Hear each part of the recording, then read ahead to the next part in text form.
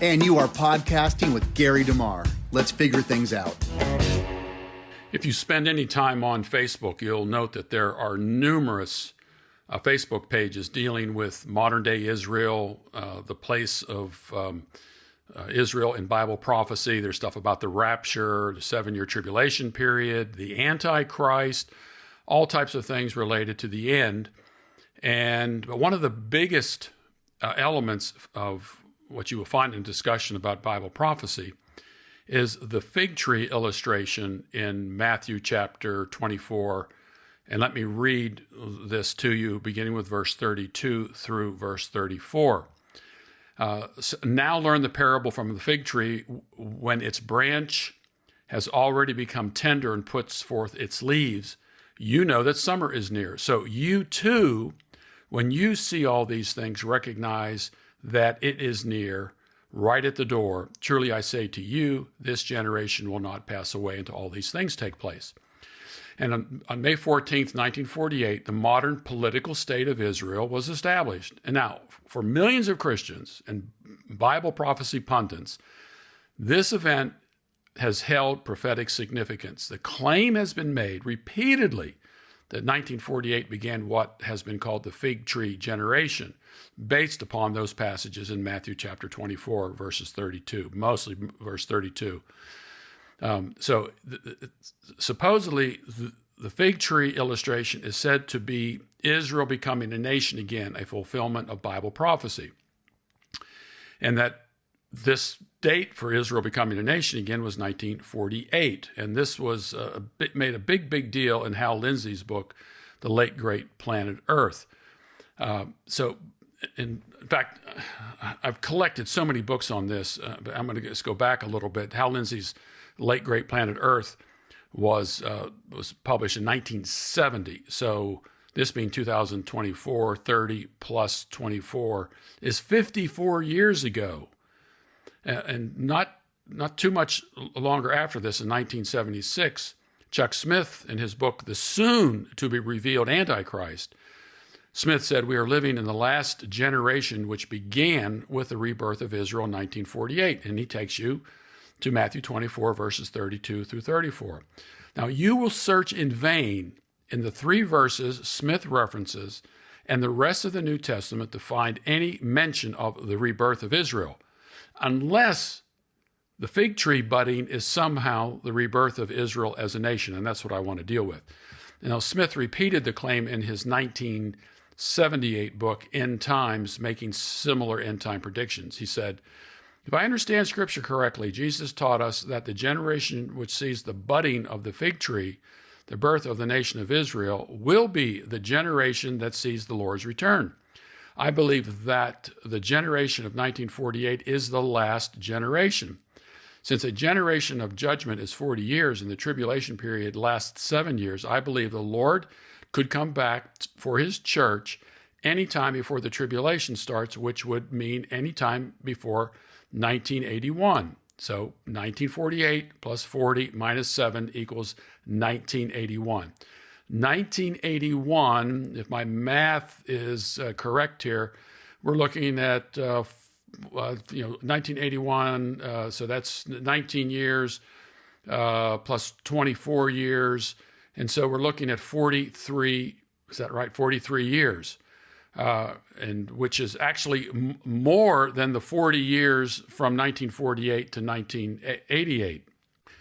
Prophecy writers David Weber and Noah Hutchings dogmatically stated, and I'm quoting, 40 is the Jewish number for testing. Since Israel was refounded as a nation in 1948, she has been tested like no other nation has been tested before. The Bible indicates that Israel will be tested until the Messiah comes. 40 years from 1948 is 1988, close quote. Again, where in the New Testament do we find any mention of this type of argument, that Israel becoming a nation again is mentioned in the New Testament? And what you have to understand about all this, if this is a fundamental doctrine, one would think that there would something specific would have been said about all of this and Israel becoming a nation again. But it's the obscurity of the fig tree illustration where the dogmatism reigns in Matthew chapter 24. Here's what Hal Lindsay said in his book, The Late Great Planet Earth, which was published in 1970. A generation in the Bible is something like 40 years. If this is a correct deduction, then within 40 years or so of 1948, all these things could take place. Many scholars who have studied Bible prophecy all their lives believe that this is so. As a side note, Lindsay doesn't quote or reference any of these Bible scholars. He goes on to say, the most important sign in Matthew has to be the restoration of the Jews to the land in the rebirth of Israel. Even the figure of speech fig tree has been a historic symbol of national Israel. When the Jewish people, after nearly 2,000 years of exile, under relentless persecution, became a nation again, on May 14th, 1948, the fig tree put forth its first leaves. Jesus said this would indicate that he was at the door, ready to return. Then he said, truly I say to you, this generation will not pass away until all these things take place. Matthew 24:34. And Lindsay goes on, what generation? Obviously, in context, the generation that would see the signs, chief among them, the rebirth of Israel. A generation in the Bible is something like 40 years. If this is a correct deduction, then within 40 years or so of 1948, all these things could take place. Many scholars who have studied Bible prophecy all their lives believe that this is so. So, here we have it. I mean, we got all these people saying that Israel becoming a nation again is, number one, is found in the New Testament. And number two, Israel becoming a nation again in 1948 is the time when Israel became a nation again. And number three, that a generation is 40 years, and it's not hard to do the math. Number four, 1948 plus 40 is 1988, and Chuck Smith then says, well, it's got to be anywhere between 1981 and 1988. And just as a reminder, this is 2024. And so we are far removed from what these men are saying. In 1977, Hal Lindsay was interviewed by W. Ward Gasquet, and he was professor emeritus of biblical studies at Regent College in Canada, regarding the timing of the rapture. And this was in a 1977 issue of Christianity Today, the April 15th edition. And so Lindsay said, there are a lot of world leaders who are pointing to the 1980s of being the time of some very momentous events, but I feel certain, let me repeat that, but I feel certain that it will take place before the year 2000. And Gasquet then asked, but what if you're wrong? And Lindsay replied, well, there's just a split second's difference between a hero and a bum. I didn't ask to be a hero, but I guess I have become one in the Christian community. So I accept it, but if I'm wrong about this, I guess I'll be a bum. Well, that was 1977. And as far as I know, Hal Lindsay has not said anything about this. And my guess is he would equivocate and say, well, I just said may take place. But he talks about how all these scholars support him on this. And he even said here, well, if I'm wrong about this, I guess I'll be a bum. So he indicated, well, wrong about what? He could have had a chance in 1977 to say, well, I really wasn't saying that. But he was saying that. And the book was continued to be reprinted after 1977. Because in 2009, in an article, Lindsay tried to qualify the comments he made in The Late Great Planet Earth in 1970. And he said this, in summary, just as the first leaves of the fig tree indicate that the general time summer is near, even so the appearance of all the predicted signs in concert within one time period appear, it indicates that the general time of Christ's coming is near. And we are all commanded to recognize that his coming is near by the interpretive mood verb of this scripture. I don't know what that means. And then he goes on to say, I believe the signs I wrote about in The Late Great Planet Earth are still valid, in fact, more so now than ever. When we study a topic like this, what we need to do is actually look at what the Bible says about it. You can look at different scholars and what they have to say about it. You can listen to what I'm saying and say, well, this is just your opinion. And you might be able to make that case. And I could say the same thing about people who disagree with me and opt for a different opinion. So let's go through and look at the context of all of this and see if Matthew chapter 24, verse 32, now learn the parable from the fig tree. When its branch has already become tender and puts forth its leaves, you know that summer is near. Is that referring to Israel becoming a nation again? The first thing I would point out here in Matthew chapter 24, and I cover this in great detail in two of my books, Wars and Rumors of Wars, and Last Days Madness. I have a verse-by-verse commentary in both of those books, and a shorter version of it called Is Jesus Coming Soon, where I go through each one of these verses in great detail. And I can't do that on this particular podcast. I'm trying to keep these things under a certain time period here. So first of all, you have to note that verse appears in verse 32. That means there are 31 verses before this verse, which puts this in its proper context. And if you go back to the beginning of chapter 24, and by the way, there were no chapter divisions. Chapter 23, what we read, chapter 23 flows immediately into chapter 24. Jesus says in Matthew chapter 23, verse 38, behold, your house is being left to you desolate. And he's talking about to the religious leaders of that day. And he says that, verse 36, truly I say to you, again, addressing that audience, the religious leaders of that day, all these things shall come upon this generation, referring to their generation. Then we move into chapter 24, verse 1. Remember, there's no real division here. This chapter division is a convenience for us. And Jesus came out from the temple and was going away when his disciples came to point out the temple buildings to him. And he answered and said to them, do you not see all these things? Truly I say to you, not one stone here shall be left upon another which will not be torn down. And as he was sitting on the Mount of Olives, the disciples came to him privately, saying, tell us, when will these things be?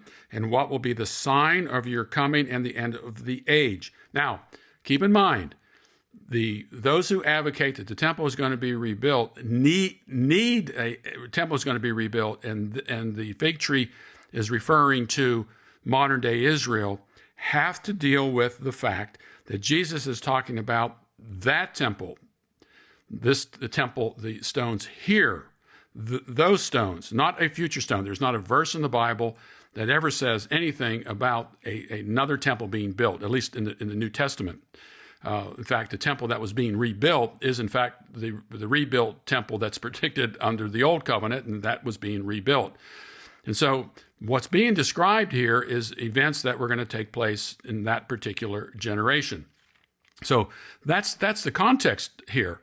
You've got to stick with the context of what's going on here. Hal Lindsay and these other prophecy writers rip this whole chapter out of its context and apply it to something in the distant future when it was that temple that was destroyed. In fact, when someone asks, is there a verse in the Bible, in the New Testament, that says anything about a rebuilt temple? They will admit, no, there is no verse that says that. But there is a verse that says a temple would be destroyed, and that temple was destroyed before that generation passed away.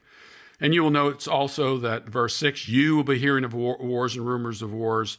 It says, verse 9, but they will deliver you up to tribulation. So Jesus is talking to that audience. And again, I'm not going to go through every one of these verses here. I've done that elsewhere and in those books I mentioned. Now let's get to verse 32.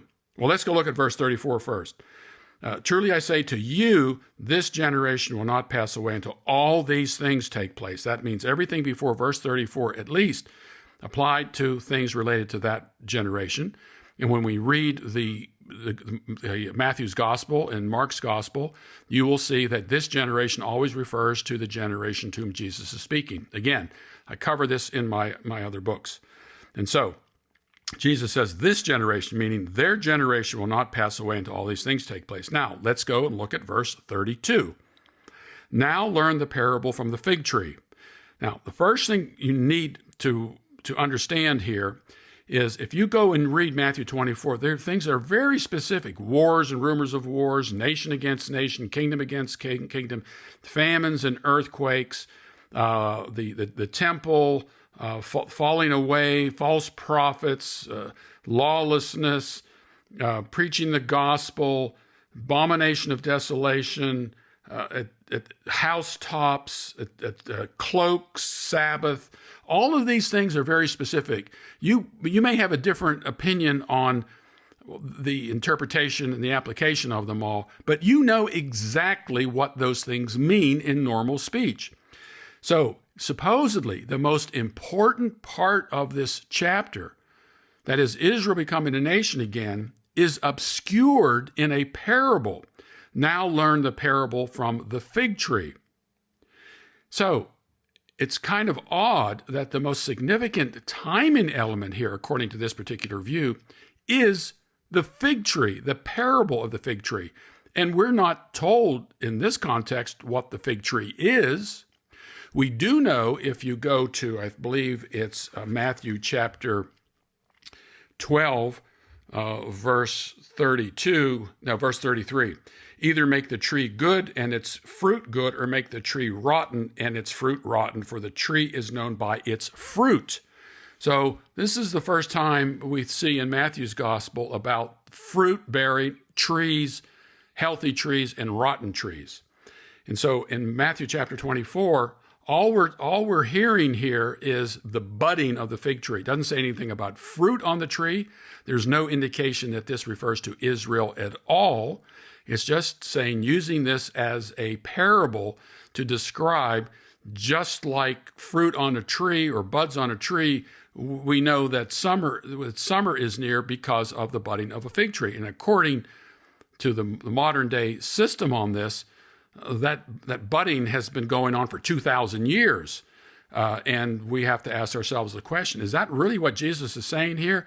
Why is a parable here being used to identify something that would simply be extremely important to a prophetic system? Why didn't Jesus say something like, now hear the parable of the fig tree, the fig tree being the nation of Israel reborn, when its branch has already become tender and puts forth its leaves, you know that summer is near. But it doesn't say that. There's no indication here that Jesus is identifying Israel as the fig tree as a future prophetic sign. Now keep this in mind. We're going to let the Bible interpret the Bible. I believe here this is important, that this particular parable, if the fig tree here represents Israel, you have a real interpretive problem on your hands. If you believe that the parable representing Israel refers to Israel reborn, because now we have to go back to chapter 21 in Matthew's gospel, and this is where we read about the fig tree. Remember, we read about the fig tree earlier in Matthew, trees in general, early in Matthew's gospel, about fruit bearing, rottenness, and so forth. Well, look what Jesus says in Matthew chapter 21, verse 18. Now in the morning, when he returned to the city, he became hungry. And seeing a lone fig tree by the road, he came to it and found nothing on it except leaves only. And he said to it, "No longer shall there ever be any fruit from you." And at once the fig tree withered. And seeing this, the disciples marveled, saying, "How did the fig tree wither at once?" And Jesus answered and said to them, "Truly I say to you, if you have faith and you do not doubt, you shall not only do what has been done to the fig tree, but even if you say to this mountain," maybe the mountain on which the temple was residing at that time, "be taken up and cast into the sea, it shall happen. And everything you ask in prayer, believing, you shall receive." So in this particular case, if you're going to maintain that Israel is the fig tree, according to this passage, this was a leaves-only tree, and the tree in Matthew chapter 24 is really a leaves-only tree. A bud on a tree is a leaf on a tree. And Jesus says there'll never be fruit from it in chapter 21. And so, which is any indication, if this is Israel as a nation again, becoming a nation again in chapter 24, you can't have a fig tree contradicting these passages contradicting. So the first thing to point out here is it's obscure. The fig tree parable doesn't really say one way or another about Israel becoming a nation again, obviously. And according to Matthew chapter 21, Jesus specifically, essentially curses the fig tree and says there won't be any fruit on it. And so modern day Israel just doesn't fit the context. Now, remember what Hal Lindsay and all these other people said is that, and let me see if I can go back here and pull out exactly what Hal Lindsay said. It's very important what Hal Lindsay says about Matthew chapter 24, verse 34, about, truly I say to you, this generation will not pass away until all these things take place. Here's what he said. Here's the question. What generation? Obviously, in context, the generation that would see the signs, chief among them the rebirth of Israel. Now remember, the text does not say anything about the rebirth of Israel. But what's important is this particular line from Lindsay. He says, obviously, in context, the generation that would see the signs. And so which generation would see the signs? Well, the verse 33, the verse that follows verse 32, and the verse that precedes verse 34. Even so, you too. Who are the you twos here? The you twos are those in Jesus' audience, those who heard Jesus give this prophecy. So we know that particular you refers to the people then. Now look what follows. When you see all these things, recognize that he or it is near, right at the door. And so Jesus tells us who is it that would see the signs. And Jesus explicitly tells us who would see the signs. And the ones who would see the signs were those people in Jesus' day. And then this is followed by, truly I say to you, this generation will not pass away until all these things take place. So in context here, those who will see these signs were those people in that generation. Matthew chapter 24, verse 32, the fig tree analogy doesn't have anything whatsoever to do with Israel becoming a nation again. It does not tell us that that's the case.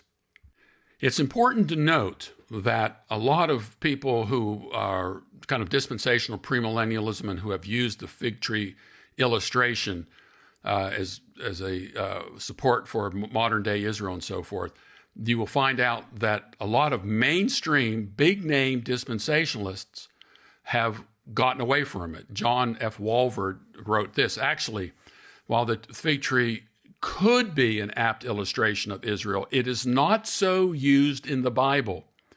In Jeremiah 24, verses 1 through 8, good and bad figs illustrate Israel in the captivity, and there is also mention of figs in 29:17.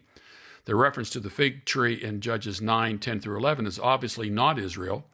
Neither the reference in Matthew 21:18 through 20, which we already read, nor that in Mark chapter 11, verses 12 through 14, with its interpretation in chapter 11, verses 20 through 26, gives any indication that is referring to Israel any more than the mountain referred to in the passage. So here you have John Walvoord saying, this doesn't work. This is not Israel becoming a nation again. Now, like Walvoord, dispensational author Mark Hitchcock rejects the often used argument that the fig tree in Matthew 24:32 describes the reinstitution of the nation of Israel, a point he makes in his book, The Complete Book of Bible Prophecy. And there are other dispensations who reject the widespread belief that the fig tree of Matthew 24 refers to modern-day Israel. Larry D. Pettigrew, provost and dean of Shepherd's Theological Seminary, wrote, I'm quoting, "The fig tree, however, does not illustrate Israel becoming a nation in 1948. The fig tree is simply an illustration from nature." In the Tim LaHaye Prophecy Study Bible, published in 2000, the editors conclude, contrary to LaHaye's personal beliefs on the subject, that the fig tree is not symbolic of the nation of Israel.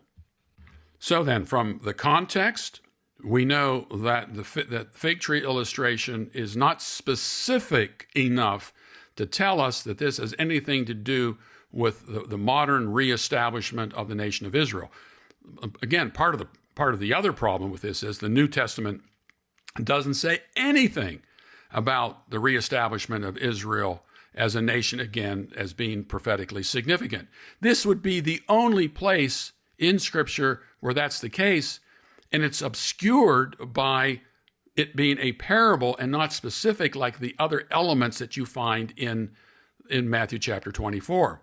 And then you have dispensationalists, very big name dispensationalists, who claim this is not an indicator of Israel becoming a nation again. The fig tree does not do that. And it's interesting that Walvoord takes my argument and said, look, if you're going to be consistent with this in Matthew 24:32, then you got to go back to Matthew chapter 21 about the fig tree there, where Jesus curses the fig tree. You can't have it both ways. So in reality here, we are dealing with a simple analogy that says that when you see all these signs, and the you here refers to those in Jesus' audience, when they would see these signs coming, and all those signs you see there took place before that generation passed away. And again, I cover this in my books, Wars and Rumors of Wars, Last Days Madness, Is Jesus Coming Soon? In fact, I've got other books as well. John Bray's book, Matthew 24 Fulfilled, James Jordan's book on Matthew 23, 24, and 25. This is an old view. This isn't something I've made up or these men have made up. It's been around for a very long time. Matthew 24, and I believe also Matthew chapter 25. In fact, you can go all the way back to Matthew chapter 21, 22, 23, 24, and 25. Jesus is on the Mount of Olives, and this deals exclusively with not with modern day Israel, but with the Israel of that day. Thanks for podcasting with Gary DeMar. Please subscribe and share this with anyone you think really needs to hear it.